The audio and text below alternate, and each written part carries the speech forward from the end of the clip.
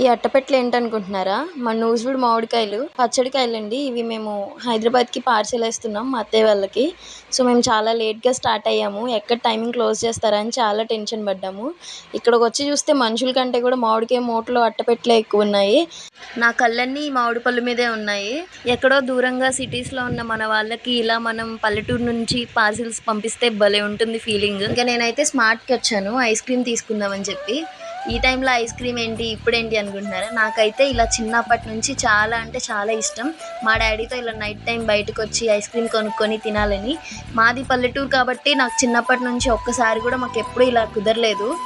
నాకైతే ఈ మూమెంట్ ఈ మ్యాంగోస్‌తో నెరవేరిందని చెప్పొచ్చు. ఇలాంటి చిన్ని చిన్ని మూమెంట్స్ చాలా అంటే చాలా ఇష్టం. ఎంతమందికి నచ్చకుండా ఉంటుంది చెప్పండి. ఫాదర్‌తో కలిసి బయటికెళ్ళడం, అది కూడా నైట్ టైమ్. సో, నాకు ఇన్ని ఇయర్స్‌కి నిజమైంది ఈ డ్రీమ్ అనేది. చిన్ని చిన్ని ఆనందాలు. మీకు కూడా ఎలాంటి హ్యాపీ మూమెంట్స్ ఉంటే తప్పకుండా